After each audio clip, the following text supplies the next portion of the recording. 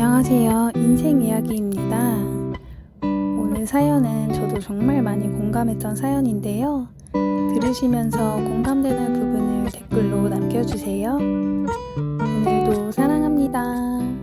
아침 7시 찬바람이 스며드는 작은 꽃집 문을 열면서 박선아는 깊게 숨을 들이마셨습니다. 갓 들어온 장미와 백합의 향기가 코끝을 스쳤죠. 41살, 이 작은 공간을 지킨 지 벌써 10년째였습니다. 오늘도 예쁘게 피워줘서 고마워.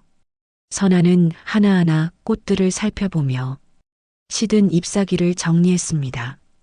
손끝에 묻은 물기를 닦으며 문득 어린 시절이 떠올랐죠. 치킨집을 운영하시던 아버지 박진수의 뒷모습이 선명했습니다. 선아야, 사람은 남을 먼저 생각할 줄 알아야 해. 그게 진짜 멋진 사람이란다. 아버지는 새벽부터 밤늦게까지 치킨집에서 일하시면서도 늘 그렇게 말씀하셨습니다. 어려운 이웃들에게 공짜로 치킨을 주시거나 혼자 사시는 할머니들께 밑반찬을 가져다 드리는 아버지의 모습을 보며 자란 선아에게 배려와 희생은 자연스러운 삶의 방식이었죠. 꽃집 앞으로 지나가던 김할머니가 손을 흔들었습니다. 선아야, 어제 화환 정말 예쁘더라. 우리 며느리가 감동했다고 하더구나. 아, 정말요? 다행이에요, 할머니. 선아의 얼굴에 환한 미소가 번졌습니다. 이 작은 동네에서 10년 동안 쌓은 신뢰였죠. 값이 조금 비싸도 시간이 좀 걸려도 선아의 손길을 거친 꽃다발을 찾는 단골들이 있었습니다.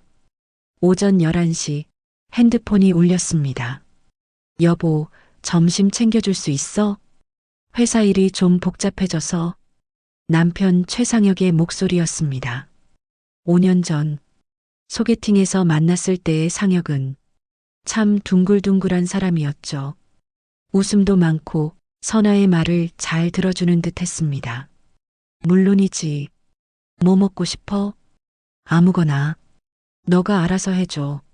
전화가 끊어진 후 선아는 쓸쓸한 표정을 지었습니다. 결혼 후 점점 드러나는 상혁의 무심함이 마음을 짓눌렀죠.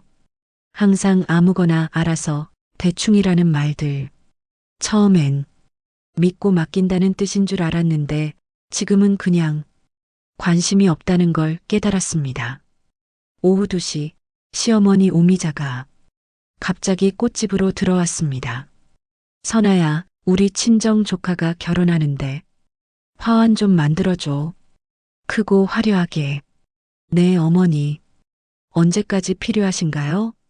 내일 아침까지. 그리고 돈은 나중에 줄게. 가족인데 뭘 그렇게 따져. 선아의 손이 잠시 멈췄습니다. 벌써 3번째였죠. 시댁 경조사 때마다 무료로 꽃을 요구하는 시어머니. 거절하기 어려워. 그냥 넘어갔는데 약속한 돈은 한 번도 받지 못했습니다. 알겠습니다, 어머니. 결국 선아는 고개를 끄덕였습니다. 시어머니가 나간 후 한숨이 깊게 나왔죠. 저녁 7시 꽃집 문을 닫고 집으로 돌아가는 길이었습니다. 핸드폰에 신우이 최세린의 메시지가 와 있었죠. 언니, 내일 꽃집에서 뷰티 영상 촬영해도 돼? 배경이 너무 예쁠 것 같아. 구독자들한테 꽃집도 홍보해 줄게. 선아는 핸드폰 화면을 바라보며 복잡한 심정이었습니다. 세린은 요즘 뷰티 유튜버로 꽤 유명해졌죠. 하지만 촬영 후엔 꽃집이 엉망이 되고 청소는 고스란히 선아의 몫이었습니다. 집에 도착해 현관문을 열자 상혁이 소파에 누워 TV를 보고 있었습니다. 고생했어. 저녁은 뭐 먹지? 또 뭐였습니다. 선아는 냉장고를 열어보며 한숨을 쉬었죠. 김치찌개 재료가 있었지만 마음이 내키지 않았습니다. 라면 끓여줄까? 그래, 계란이랑 파도 넣어서 밤 10시 설거지를 마친 선아는 베란다에서 멀리 보이는 도시의 불빛을 바라봤습니다. 어릴 적 아버지가 해주신 말이 다시 떠올랐죠. 배려는 아름다운 거야, 선아야. 하지만 너무 자신을 없애면 안 돼. 치킨집에서 늦게까지 일하시다가 집에 오신 아버지가 피곤한 몸으로도 해주신 말씀이었습니다.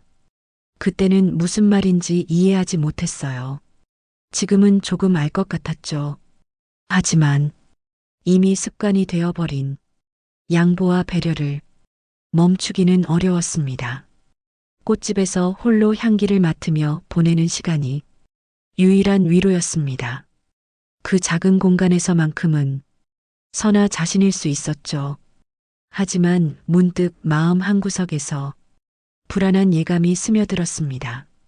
내일도 모레도 계속 이런 식으로 살아야 하는 걸까요? 언젠가는 무언가 달라져야 하지 않을까요? 선아는 그런 생각을 하며 잠자리에 들었습니다. 아직 모르고 있었죠. 곧 그녀의 평범한 일상에 예상치 못한 균열이 시작될 거라는 것을. 월요일 아침 선아가 꽃집 문을 열기도 전에 상혁에게서 급한 전화가 왔습니다. 여보, 큰일 났어. 회사에 당장 와야 한다는데. 목소리가 떨리고 있었죠. 선아는 가슴이 철렁 내려앉았습니다. 무슨 일이야? 차근차근 말해봐. 부하 직원이 내가 보낸 문자 때문에 문제를 삼았어. 말도 안 되는 일이야. 상혁의 설명은 두서가 없었습니다. 하지만 대충 상황을 파악할 수 있었죠. 회사 후배 여직원에게 보낸 문자가 부적절했다는 거였습니다. 오후 3시 상혁이 집에 돌아왔을 때 얼굴이 새하얗게 질려 있었습니다. 대기발령이야. 조사받는 동안 출근 정지래. 선아는 조심스럽게 물어봤습니다. 정확히 무슨 문자를 보낸 거야? 그냥 수고했다고 예쁘다고 한 것뿐이야. 요즘 세상이 너무 예민한 거라고. 상혁의 대답에 선아는 할 말을 잃었습니다. 전혀 반성하는 기색이 없었죠. 오히려 억울하다는 표정이었습니다. 여보, 혹시 정말로 부적절한 내용은? 야! 너까지 나를 의심하는 거야? 나를 믿지도 못하면서 뭘 위해 결혼했어? 상혁이 소리를 지르자 선아는 더 이상 묻지 못했습니다. 마음 한편으론 불안했지만 남편을 믿고 싶었죠. 목요일 저녁 시어머니 오미자가 갑자기 집으로 찾아왔습니다. 선아야, 우리 교회 권사님 아버지가 돌아가셨는데 화환 좀 준비해줘. 네, 어머니. 언제까지요? 내일 새벽까지. 그리고 이번엔 정말 크게 해줘야 해. 권사님이 교회에서 중요한 분이거든. 선아는 계산기를 두드려 봤습니다. 큰 화환은 재료비만 15만 원이 넘었죠. 어머니, 재료비라도 먼저 주시면. 아이고, 그런 것까지 따져? 가족인데. 나중에 상혁이 월급 들어오면 줄게. 하지만 상혁은 지금 대기발령 상태였습니다. 월급이 언제 나올지도 모르는 상황이었죠. 선아는 속이 타들어갔지만 결국 고개를 끄덕였습니다. 금요일 오후 신우이 세린이 꽃집으로 들어왔습니다. 뒤따라 조명 장비와 카메라를 든 스태프 2명이 함께였죠. 언니, 오늘 촬영 괜찮지? 1시간 정도면 끝날 거야. 세린아, 미리 얘기했으면 좋았을 텐데. 급하게 잡힌 거야. 브랜드에서 협찬 제품 써보라고 해서. 언니도 나중에 홍보 효과 볼 수 있을 거야. 1시간 촬영이 3시간으로 늘어났습니다. 꽃들은 조명 때문에 시들기 시작했고 꽃잎이 바닥에 떨어져 있었죠. 손님들이 와도 촬영 중이라며 제대로 응대할 수 없었습니다. 언니 정말 고마워. 조회수 많이 나오면 언니 꽃집도 유명해질 거야. 세리는 그 말만 남기고 스태프들과 함께 사라졌습니다. 선아는 홀로 어수선해진 꽃집을 정리하며 한숨을 쉬었죠. 토요일 아침 선아는 몸이 유난히 무거웠습니다. 요즘 스트레스 때문인지 소화도 잘 안 되고 자꾸 피곤했죠. 여보, 괜찮아? 얼굴이 안 좋아 보이는데. 응, 그냥 좀 피곤한 것 같아. 상혁은 그 말을 듣고도 소파에 그대로 누워 TV를 봤습니다. 걱정하는 기색도 없었죠. 일요일 저녁 부모님과 저녁 식사를 하러 갔습니다. 아버지 박진수가 선아의 얼굴을 유심히 바라봤죠. 선아야, 너 요즘 힘들어 보인다. 아니에요, 아버지. 그냥 바쁜 거예요. 어머니 윤미정도 걱정스러운 표정을 지었습니다. 우리 딸 살도 빠진 것 같고 혹시 시댁에서 무슨 일 있는 거 아니야? 선아는 괜찮다고 했지만 마음속으론 모든 걸 털어놓고 싶었습니다. 하지만 부모님을 걱정시키고 싶지 않았죠. 집으로 돌아가는 차 안에서 상혁이 말했습니다. 너 부모님한테 우리 집 일 얘기한 거 아니지? 괜히 걱정만 시킬 것 같은데. 말 안 했어. 그런데 여보, 우리 정말 괜찮을까? 뭐가? 회사 일은 곧 정리될 거야. 너무 걱정하지 마. 하지만 상혁의 목소리에는 확신이 없었습니다. 선아는 창밖을 바라보며 불안한 마음을 달랠 수 없었죠. 밤 11시 혼자 꽃집 장부를 정리하던 선아는 깜짝 놀랐습니다. 지난달 적자가 생각보다 컸죠. 시댁 화환비, 세린의 촬영으로 인한 손실, 상혁 대기 발령으로 인한 가계 부담까지. 이러면 안 되는데. 선아는 머리를 감쌌습니다. 뭔가 변해야 했죠. 하지만 어떻게 시작해야 할지 막막했습니다. 계속 양보하고 참아왔는데 이제 와서 달라질 수 있을까요? 그날 밤 선아는 잠을 이루지 못했습니다. 몸의 피로감과 마음의 무게가 점점 커져만 갔죠. 아직 모르고 있었습니다. 이 모든 것이 시작에 불과하다는 것을. 화요일 아침 선아는 또다시 속이 메스꺼워 화장실로 달려갔습니다. 요즘 들어 자주 반복되는 일이었죠. 거울 속 자신의 얼굴을 보니 핏기가 없었습니다. 이상하네. 감기도 아닌데. 점심시간에 단골 할머니가 꽃집을 찾았습니다. 선아야, 너 얼굴이 왜 이래? 아픈 거 아니야? 괜찮아요, 할머니. 그냥 좀 피곤해서. 그래도 병원은 가봐야지. 건강이 제일이야. 할머니의 말에 선아는 마음을 먹었습니다. 오후에 꽃집을 일찍 닫고 동네 병원을 찾았죠. 의사는 간단한 검사 후 심각한 표정을 지었습니다. 혈액 검사 결과가 좀 이상하네요. 대학병원에서 정밀 검사를 받아보시는 게 좋겠어요. 선아의 가슴이 철렁 내려앉았습니다. 뭔가 심각한 병인가요? 지금 단정하기는 어렵지만 빨리 검사 받아보세요. 집에 돌아와 상혁에게 얘기했지만 반응이 시큰둥했습니다. 병원에서 괜히 겁주는 거 아냐? 요즘 의사들이 과잉 진료 많이 한다고 하던데. 선아는 할 말을 잃었습니다. 남편마저 이런 반응이라니. 목요일 대학병원에서 내시경과 CT 촬영을 받았습니다. 결과를 기다리는 일주일이 지옥 같았죠.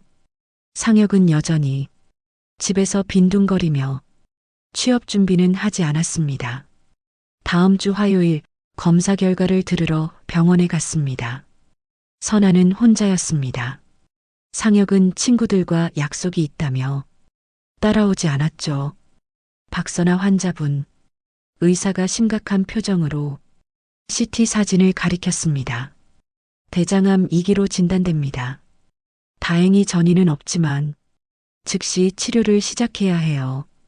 순간 귀가 멍해졌습니다. 암이라니, 41살의 암이라니, 얼마나 심각한가요? 2기라면 수술과 항암 치료를 병행하면 완치 가능성이 높습니다. 하지만 치료 과정이 만만치 않을 거예요. 병원을 나오며 선아는 다리에 힘이 빠져 벤치에 주저앉았습니다. 눈물이 왈칵 쏟아졌죠. 무섭고 억울하고 외로웠습니다. 집에 돌아와 상혁에게 진단 결과를 말했습니다. 뭐, 암이라고? 진짜야? 상혁도 충격받은 표정이었지만 곧이어 나온 말이 선아를 더욱 절망시켰습니다. 치료비는 얼마나 들까? 보험이 되나? 선아는 더 이상 대답할 기운이 없었습니다. 그날 저녁 부모님께 전화를 걸었습니다. 아버지, 어머니, 제가 병원에서 검사를 받았는데 목소리가 떨렸습니다. 왜 무슨 일이야? 대장암이래요. 이기라고. 전화 너머로 어머니 윤미정의 흐느끼는 소리가 들렸습니다. 우리 딸이 왜? 아버지 박진수는 잠시 침묵하다가 차분하게 말했습니다. 선아야, 울지 마. 아버지가 있잖아. 우리가 함께 이겨내자. 다음 날 부모님이 병원에 함께 가주셨습니다. 의사와 상담하며 치료 계획을 세웠죠. 수술 후 6개월간 항암 치료를 받아야 했습니다. 괜찮아, 딸아. 요즘 의학이 많이 발달했다고 하잖아. 어머니는 눈물을 닦으며 선아를 위로했습니다. 수술 전날 어머니가 예쁜 상자를 하나 가져왔습니다. 이게 뭐예요? 엄마가 내가 좋아할 것 같아서 사온 거야. 상자를 열어보니 고급스러운 명품 가방이 들어 있었습니다. 어머니, 이런 비싼 걸 우리 딸 아프다고 해서 초라하게 지낼 순 없지. 치료받고 나서 이 가방 들고 예쁘게 다니자. 어머니의 마음이 고마웠습니다. 치킨집 운영하시며 경제적으로 넉넉하지 않은 형편에도 딸을 위해 준비해 주신 거였죠. 수술 당일 아침 아버지가 선아의 손을 잡고 말했습니다. 선아야, 아빠가 치킨집 하면서 많은 사람들을 봤는데 포기하지 않는 사람이 결국 웃더라. 네, 아버지. 꽃은 지더라도 다시 피어나잖아. 우리 딸도 다시 활짝 피어날 거야. 아버지의 말이 가슴 깊이 새겨졌습니다. 수술실에 들어가면서 선아는 다짐했죠. 절대 포기하지 않겠다고. 수술은 성공적으로 끝났습니다. 하지만 진짜 힘든 건 이제 시작이었죠. 앞으로 6개월간 계속될 항암 치료를 생각하니 막막했습니다. 병실에서 창밖을 바라보며 선아는 생각했습니다. 지금까지 남들만 배려하며 살았는데 이제는 나 자신을 먼저 생각해야 할 때가 온 것 같았습니다. 살기 위해서라도 퇴원 후 일주일 선아는 집에서 회복하고 있었습니다. 항암 치료가 시작되기 전 잠시의 휴식 기간이었죠. 어머니가 사준 명품 가방을 침실 옷장에 소중히 보관해 두었습니다. 목요일 오후 시어머니 오미자가 갑자기 찾아왔습니다. 선아야, 몸은 좀 어때? 네, 어머니. 많이 좋아졌어요. 그나저나 우리 교회 집사님 딸이 결혼하는데 내가 좀 멋지게 가야겠더라. 가방 좀 빌려줄 수 있을까? 오미자의 시선이 침실 쪽으로 향했습니다. 가방이요? 응, 내가 요즘 새로 산 명품 가방 말이야. 하루만 빌려주면 안 될까? 선아는 깜짝 놀랐습니다. 어떻게 그 가방을 알고 있는 걸까요? 어머니, 그 가방은 아이고, 가족끼리 뭘 그렇게 따져. 하루만 빌려달라는 건데. 선아는 단호하게 고개를 저었습니다. 죄송해요, 어머니. 그 가방은 저희 어머니가 제가 아플 때 사주신 거라서 함부로 빌려드릴 수가 없어요. 오미자의 얼굴이 순식간에 굳었습니다. 뭐, 시어머니가 하루만 빌려달라는데 그것도 안 되는 거야? 정말 죄송해요. 다른 걸로 도와드릴 수 있으면. 흥? 고작 가방 하나 가지고 며느리가 그래서야 되겠어? 오미자는 화를 내며 나가버렸습니다. 선아는 가슴이 두근거렸지만 이번만큼은 양보할 수 없었죠. 그날 저녁 상혁이 돌아와서는 선아에게 따졌습니다. 어머니가 왜 그렇게 화가 나셨대? 가방 하나 빌려달라는 것도 안 되는 거야? 여보, 그 가방은 어머니가 체면 때문에 부탁하신 건데 너무하잖아. 상혁은 선아의 말을 끝까지 듣지도 않았습니다. 다음 날 오후 선아가 꽃집에서 간단한 일을 보고 있을 때였습니다. 집에서 상혁이 전화했죠. 여보, 어머니가 집 비밀번호를 물어보시는데 알려드려도 되지? 왜 비밀번호를요?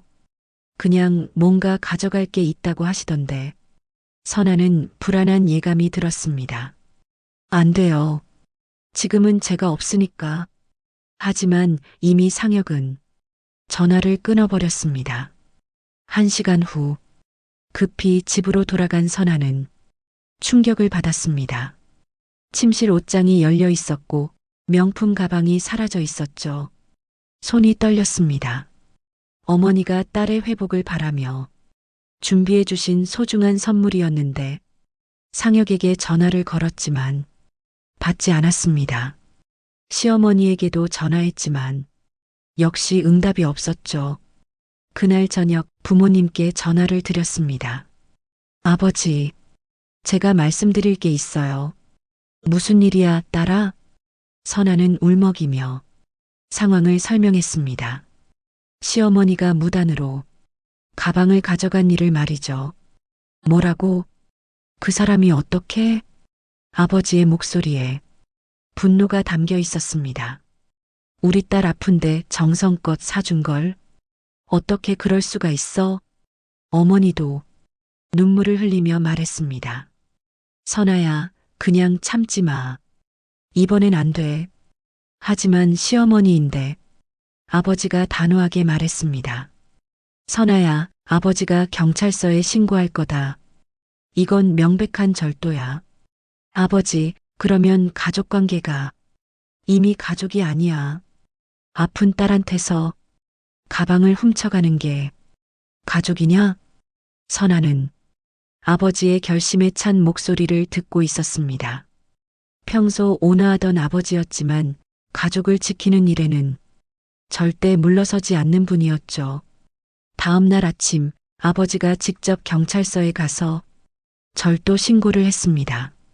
선아는 마음이 무거웠지만 더 이상 당할 수만은 없다는 생각이 들었습니다. 상혁이 그 소식을 듣고 펄쩍 뛰었죠. 미쳤어? 시어머니를 경찰에 신고해? 이 집안이 어떻게 되는지 알아? 여보, 그럼 우리가 참아야 해? 제가 아픈데도 가방 하나 가지고 이렇게까지 할 거야? 선아는 상혁을 바라보며 깨달았습니다. 이 사람은 자신을 진짜로 사랑하지 않는다는 것을, 아픈 아내보다 어머니 편을 드는 남편이라는 것을. 그날부터 선아의 마음에는 변화가 일어나기 시작했습니다. 더 이상 무조건 참고 양보하지 않기로 한 거였죠. 월요일 아침 경찰서에서 전화가 왔습니다. 시어머니 오미자가 조사를 받으러 나와야 한다는 연락이었죠. 선아는 복잡한 심정이었습니다. 오후에 상혁이 다급하게 집으로 들어왔습니다.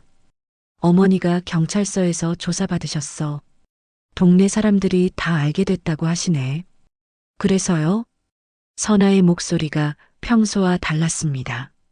차갑고 단호했죠. 그래서라니? 어머니 체면이 말이 아니야. 신고를 취해야 해. 안 돼요. 뭐? 제가 왜 신고를 취해야 하죠? 잘못한 건 시어머니예요. 상혁은 믿을 수 없다는 표정을 지었습니다. 너 정말 변했구나. 예전 같았으면 이러지 않았을 텐데. 맞아요. 저 변했어요.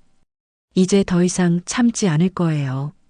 선아는 처음으로 남편에게 강하게 맞섰습니다.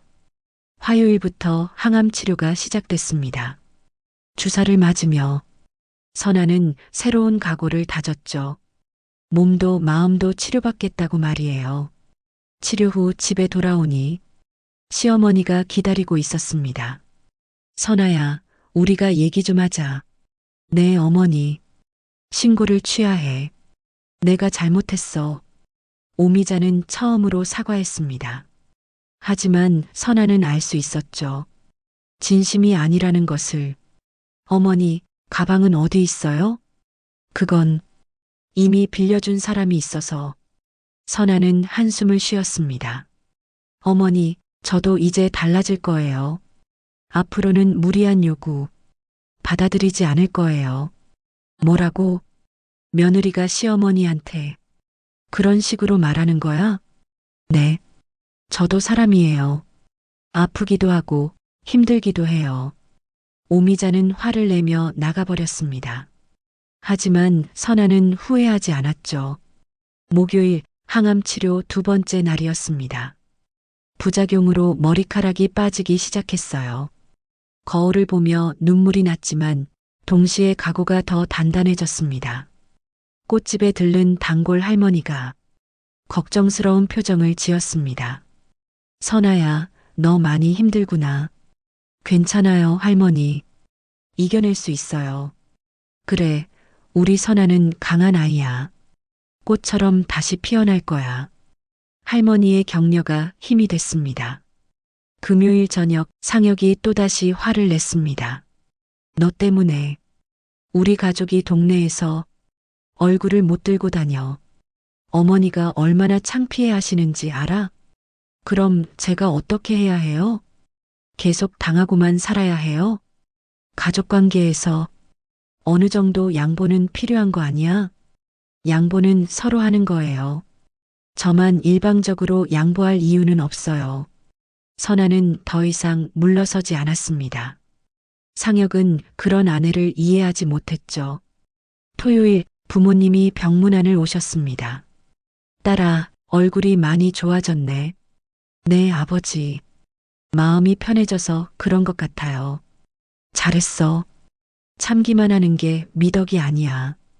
어머니도 선아의 손을 잡고 격려했습니다.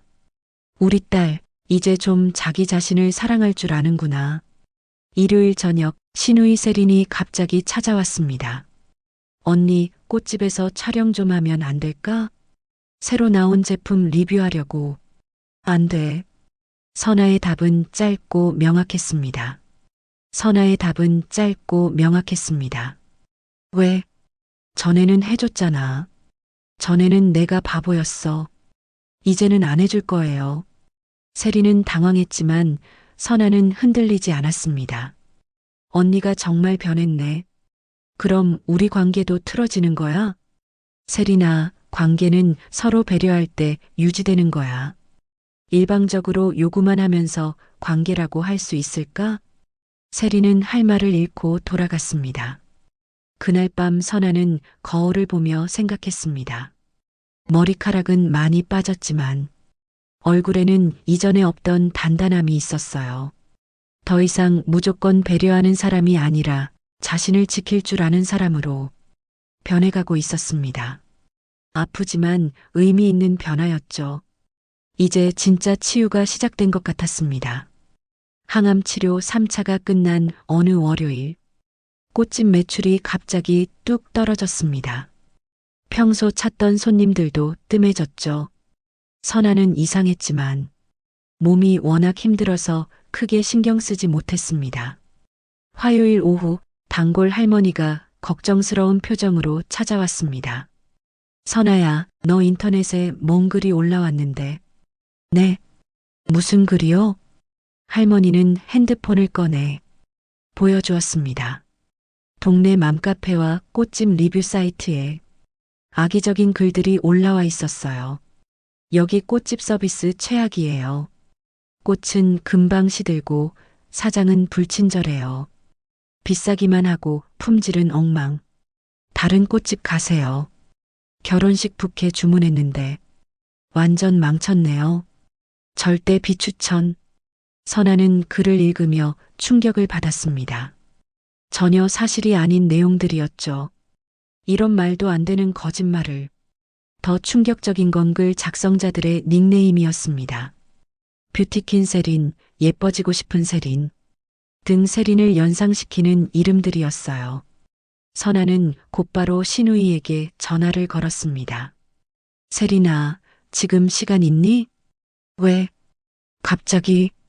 만나서 얘기할 게 있어. 카페에서 보자.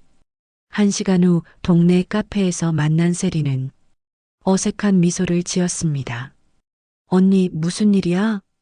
선아는 핸드폰을 꺼내 리뷰들을 보여주었습니다. 이거 내가 쓴 거지? 세린의 얼굴이 순간 굳었습니다. 뭔 소리야?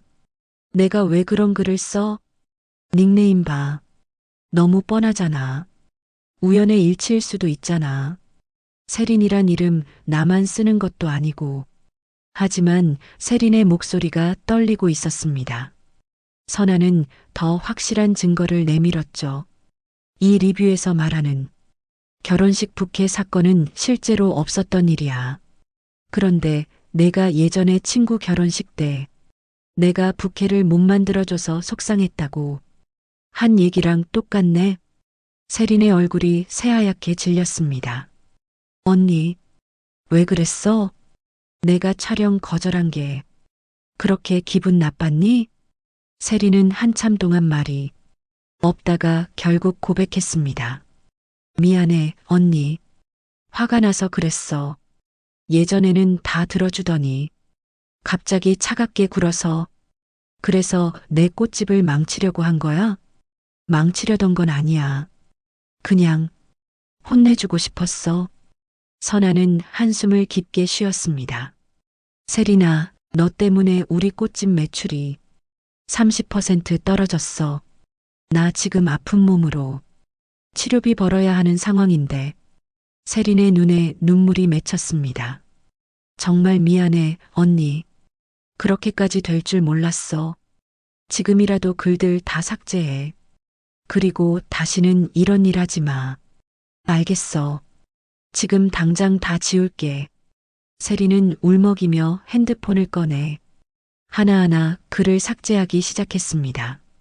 언니, 우리 관계는 어떻게 되는 거야? 모르겠어. 시간이 필요할 것 같아. 카페를 나오며 선아는 복잡한 심정이었습니다. 또 하나의 관계에 선을 그어야 했죠. 다음 날부터 꽃집에 조금씩 손님들이 돌아오기 시작했습니다. 악성 리뷰들이 삭제되면서 원래 단골들이 다시 찾아왔어요. 할머니가 안심한 표정으로 말했습니다. 다행이야. 우리 선아가 그럴 리 없다고 생각했어. 고맙습니다, 할머니. 그런데 누가 그런 못된 짓을 했을까? 선아는 대답하지 않았습니다. 가족의 일은 가족끼리 해결하는 게 맞다고 생각했죠. 목요일 저녁, 상혁이 선아에게 물었습니다. 세린이가 울면서 어머니한테 전화했다던데. 무슨 일이야? 별거 아니에요. 별거 아니라니? 동생을 울렸으면 설명은 해야 하는 거 아니야? 선아는 상혁을 바라보며 쓴웃음을 지었습니다. 여보는 세린이가 우는 건 걱정하면서 제가 왜 우는지는 궁금하지 않나 봐요. 뭔 소리야? 아무것도 아니에요. 이제 각자 알아서 살아요. 그날부터 선아는 집에서도 자신만의 경계를 더욱 확실하게 그었습니다. 더 이상 시댁 사람들의 감정을 먼저 배려하지 않기로 한 거였죠. 항암 치료를 받으면서도 선아의 마음은 오히려 더 단단해졌습니다. 몸은 아팠지만 정신은 예전보다 훨씬 건강해졌어요. 이제 진짜로 자신을 지킬 줄 아는 사람이 된 것 같았습니다. 5월의 어느 금요일, 상혁이 절망적인 표정으로 집에 돌아왔습니다. 해고됐어. 정식으로 해직 통보받았어. 선아는 놀라지 않았습니다. 예상하고 있던 일이었죠. 그래서 어떻게 할 건데? 어떻게 하긴. 다른 회사 알아봐야지. 하지만 상혁의 목소리에는 의욕이 없었습니다. 몇 달 동안 취업 준비다운 준비를 하지 않았던 거죠. 여보, 우리 이혼하면 어떨까? 선아가 조용히 말했습니다. 상혁은 깜짝 놀랐어요. 갑자기 무슨 소리야? 갑작스럽지 않아요. 생각해보니 우리 결혼 생활에 남은 게 없는 것 같아서. 내가 일시적으로 힘든 상황이라고 이혼하자는 거야? 선아는 고개를 저었습니다. 그게 아니에요. 제가 아플 때 옆에 없었던 것, 시댁에서 저를 힘들게 할 때 저를 지켜주지 않았던 것, 그런 것들이요. 상혁은 할 말을 잃었습니다. 다음 주 월요일 선아는 변호사 사무실을 찾았습니다. 이혼 상담을 받기 위해서였죠. 재산이 거의 부인 명의로 되어 있고 자녀도 없으시니 비교적 간단할 것 같습니다. 변호사의 말에 선아는 안도했습니다. 꽃집도 집도 모두 선아 명의였어요. 결혼 전 부모님 도움으로 마련한 것들이었죠. 화요일 저녁 상혁에게 이혼 의사를 정식으로 통보했습니다. 정말 그렇게 하고 싶어? 네. 더 이상 의미 없는 결혼 생활 계속하고 싶지 않아요. 내가 취업하면 달라질 거야. 여보, 문제는 취업이 아니에요. 우리는 서로를 사랑하지 않아요. 상혁도 더 이상 반박하지 못했습니다. 둘 다 알고 있었던 사실이었으니까요. 6월 초 이혼 조정 신청을 했습니다. 상혁이 조정에 동의하지 않으면 소송까지 갈 수도 있었지만 다행히 순순히 응했어요. 항암 치료 5차를 받던 날 부모님이 병원으로 오셨습니다. 딸아, 이혼 결정 잘했어. 아버지가 선아의 손을 잡고 말씀하셨습니다. 괜찮을까요, 아버지? 혼자 사는 게 잘못된 사람이랑 사는 것보다 나아. 우리가 있잖아. 어머니도 눈물을 훔치며 격려했습니다. 우리 딸, 이제 정말 자유로워지는구나. 7월 말 이혼이 정식으로 성립됐습니다. 재산 분할도 법원에서 선아에게 유리하게 판결이 났어요. 상혁의 불성실한 결혼 생활이 인정된 거였죠. 상혁이 집을 나가던 날 마지막으로 말했습니다. 후회하지 않을 거야. 이미 후회하고 있어요. 왜 진작 이러지 않았나 하고요. 선아의 대답에 상혁은 더 이상 할 말이 없었습니다. 8월 항암 치료 6차가 끝났습니다. 마지막 치료였어요. 의사는 경과가 매우 좋다고 했습니다. 완치 판정까지는 시간이 더 필요하지만 지금 상태라면 충분히 긍정적입니다. 선아는 눈물이 났습니다. 드디어 터널 끝이 보이기 시작했어요. 꽃집으로 돌아가니 단골 할머니들이 기다리고 있었습니다. 선아야, 치료 끝났다며? 축하해. 이제 진짜 새 출발이네. 고맙습니다, 할머니들. 덕분에 힘낼 수 있었어요. 저녁에 부모님과 함께 조용한 식사를 했습니다. 딸아, 이제 뭐 하고 싶어?